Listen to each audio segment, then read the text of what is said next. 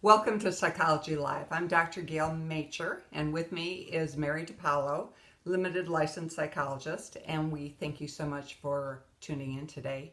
We started a series on, what would we call it? On why good people find it so difficult to leave bad or unhealthy relationships. And we'll shorten that to good people, bad relationships, because Yes, I need a yes, small yes. tagline when I'm That's trying to put good. it online. That's right. Good people, bad relationships. So last time we were talking a bit about intensity in relationships and how that just doesn't work. You know, it just doesn't work, but it's easy to fall victim to the intense love feelings or the intense positive from someone. Mm-hmm. And so often it's not true. It's something new. You know, this is funny. We have a window right here and some kids just started playing ball. That's why we both look like that. Like, what is that? But that's all right. We'll ignore them. Yeah, cute little kids. So one of the issues that comes up in relationships that a lot of us choose to ignore because we don't want to have to face it because it means confrontation is afoot or on the horizon is when we find that significant other is showing signs and pursuing actions all around the big J word. J word, jealousy. Which is not good. Jealousy is a green-eyed monster for a reason. Because as anybody is capable of being jealous of anyone else, children of parents, parents of children, of each other, etc., do you not think in an unhealthy relationship, jealousy isn't going to rear its ugly head? Of course it will. And jealousy comes about when someone's feeling insecure. You know, they have some kind of internal wounds themselves, so therefore their expectation of their partner is what they go off of versus what is real. And if you're feeling healthy, your spouse wants to go out with their friends, you don't care. It's like, fine. If you're feeling insecure inside, you decide if your spouse goes out, that means that he or she is going out to cheat on you. When that's not even the case, that jealousy then will play out in an ugly way in the relationship. Jealousy is all about insecurities. You know, when you're feeling confident with your friends, with your spouse, with your children, whoever, there doesn't have to be jealousy. Something that I see a lot is the jealousy between women. And it just shouldn't be. There should be a sisterhood amongst women where we build each other up and we want good for each other. But somehow in our society, there's this competitiveness that goes on with women, and there's jealousy. It's almost like women feel better when someone else isn't doing quite so well. It shouldn't be. It's like, let's be secure enough and be going forward in our own lives, so when good happens to the women around us, we're really happy for them, not jealous of them. Right. And what Dr. Gail mentioned about this thing where presumptions and assumptions are made which lead to false accusations. Where are you going? Who are you meeting? Who are you talking to? Are you freaking kidding me? Stop. And if you allow that, shame on you, because you know who you are. But if you start to doubt yourself because of what they're accusing you of or judging you about, now you're being manipulated, which is another aspect of why people are afraid to leave a bad relationship, because they're so used to and comfortable with the manipulations and the belittling and the guilting and all the other crap that goes on when this is, you know, part and parcel of the relationship, that they devolve into a different kind of person than they started out as when they first hooked up with this person. Haven't you been out with girlfriends before and their spouse keeps calling, keeps calling? Texting. Yeah, keeps texting, and they buy into it. Or your girlfriend buys into it. It's like, stop. Don't do that. What you're doing is reinforcing their jealous behavior. Right. You know, every time you do pick up the phone, you know, every half hour, every 15 minutes, or get the text, then you're reinforcing it. You know, sometimes we don't realize that we are allowing behaviors to exist that are really unhealthy. We think that we're showing them love. That's not showing them love. That's saying, really, yeah, keep calling me because you better keep checking up on me, which reinforces the jealousy. Right. And when I mentioned, you know, the belittling and the manipulation and the guilting, the whole purpose of that is for you to be feeling bad about yourself and therefore more apt to do what they tell you to do, which is now all about power and control.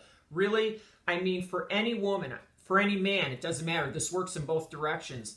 If you find that your social circle is diminishing, is getting to be less and less over time, and you are with this other person as your significant other, that's a sign. Things are not, all happy-bappy in paradise here, because your social circle shouldn't diminish. It should expand as a result of that other relationship. So that's a real clear signal that something's gone wrong. When you have a large group of friends and they become smaller and smaller and smaller, and your world really becomes you and the other person, or if you do go out there always checking up on you, take note, because that's not healthy in a relationship. You mentioned belittling. This is a big issue, and many times it's very subtle. And the person who's doing it will say, "Oh, I'm just kidding." No, it's not kidding. It's not funny when you're putting down the other person. It can be done in a ha-ha manner, but that doesn't take away from the fact that you're putting the other person down and you're playing with their self-esteem. And if you accept that and laugh along with it, you're again reinforcing that kind of behavior towards you. None of us need to be belittled. And how that looks like in some relationships, I've seen this with a lot of young people these days, but it went on even when we were young. I can remember when I met my husband, I'm like, "You are not wearing that shirt. There's no way in hell you're wearing that shirt out with me." Because, just saying, you'll relate to this, I'm sorry, but a bunch of Mona Lisas all over a polyester shirt is not happening, even if it is 1978, okay? But some needed you. Yeah, that's right, you needed me.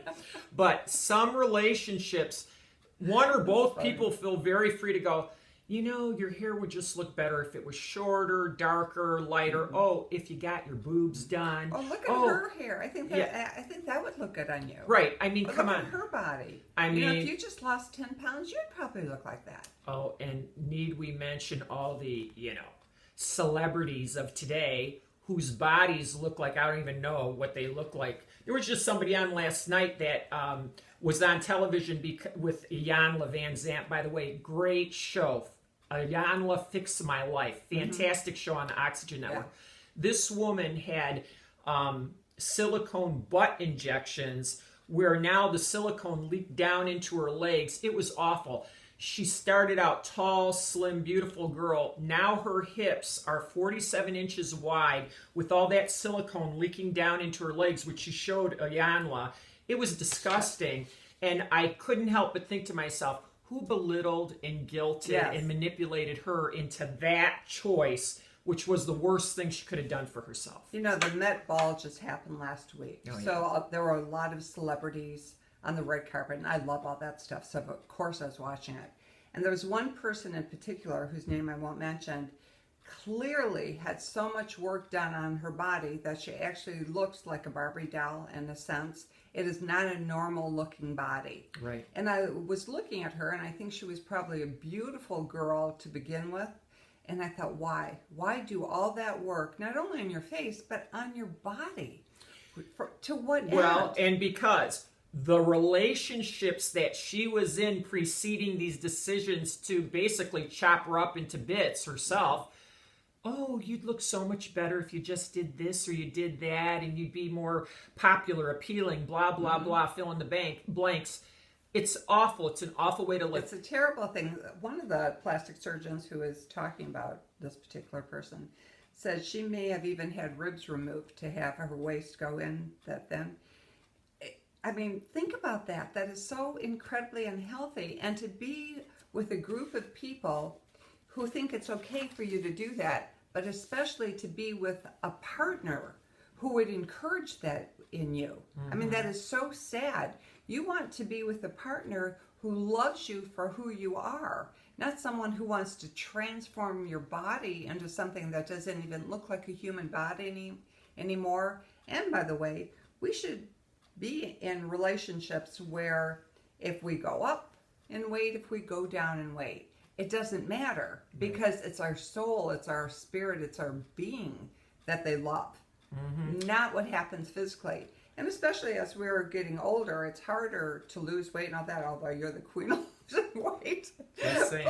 Somebody lifted me up with their feet yesterday at Eastern Market. It's my new Facebook profile picture because I haven't been lifted up by another human being in 200 years, just saying. But there I am like, oh. Too bad you don't have that picture to show. I mean, it was really phenomenal. It was funny. But we are running over again.